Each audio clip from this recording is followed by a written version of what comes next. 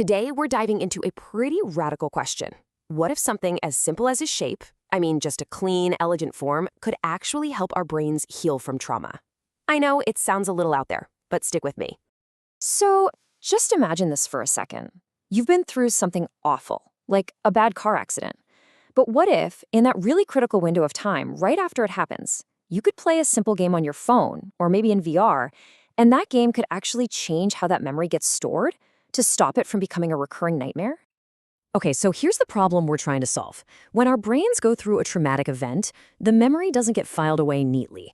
It kind of shatters, and the pieces get stuck. They just keep replaying on this involuntary loop.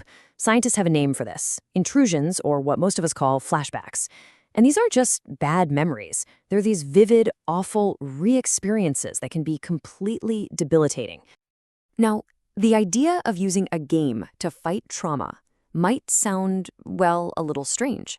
But the very first clue that this could actually work comes from a place you would probably never expect. For years, researchers have been looking into something called the Tetris effect. And this is where it gets really compelling.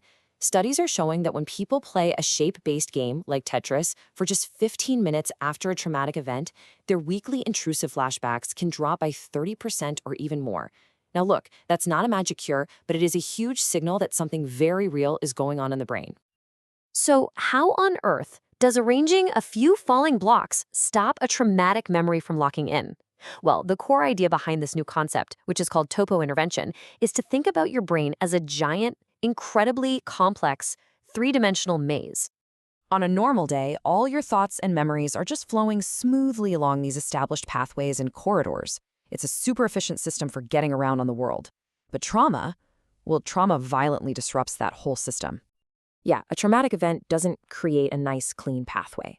Instead, it's like it carves this deep, tangled, knotted-up rut in the maze. The memory gets completely trapped in this chaotic loop, and it can't find an exit. And that, right there, is the neural basis for an intrusive memory. It's literally a thought that has gotten stuck. And this is where the game comes in. A visual, spatial task, like organizing shapes, forces your brain to build a brand new pathway, a really clean, simple one. It's like laying down a fresh, smooth track. This new track competes for the exact same neural resources, the same attention, the same processing power that the traumatic memory needs to solidify. So you're basically diverting all that mental traffic away from the tangled mess and onto a nice, clear road. So why is this idea really picking up steam right now? Well, it turns out this isn't just a clever analogy. It's a concept that's grounded in some very recent science. The whole theory has only become testable for the first time because of 3 key breakthroughs that just happened. Okay, so first, as we've already seen, we now have solid proof that these visual spatial tasks work. That's a huge piece of the puzzle. Second, and this is just fascinating, scientists recently discovered giant magnetofossils. They're basically tiny biological compasses found in ancient organisms. This suggests that our biology is deeply sensitive to geometric shapes. And third, a brand new breakthrough in pure mathematics.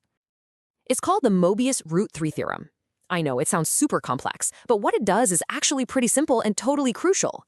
It gives designers a precise mathematical rule for creating perfectly smooth 3D shapes in VR that don't have any weird glitches or overlaps. This means you can design those clean tracks for the brain with absolute mathematical precision.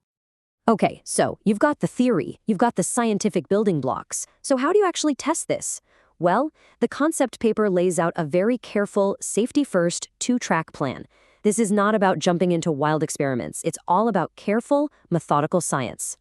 So track A is the very first step. It's the minimal, super safe approach that uses only shapes in VR. The goal is simple. Prove the core idea.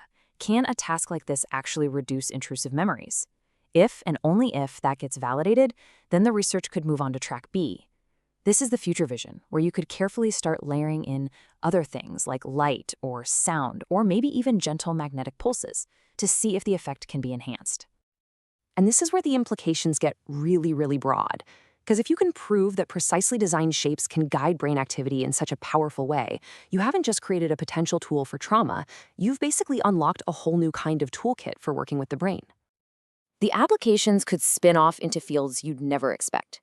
You could develop tools to boost creativity by guiding the brain along new pathways. The same math used to design these brain mazes could be used to create hyper-efficient cooling systems for electronics. Or you could build completely new types of optical devices for calibrating sensitive lab equipment. It's an amazing example of how fundamental research can have these huge, far-reaching benefits. I think the author of the concept paper, Ido Margolin, just says it perfectly.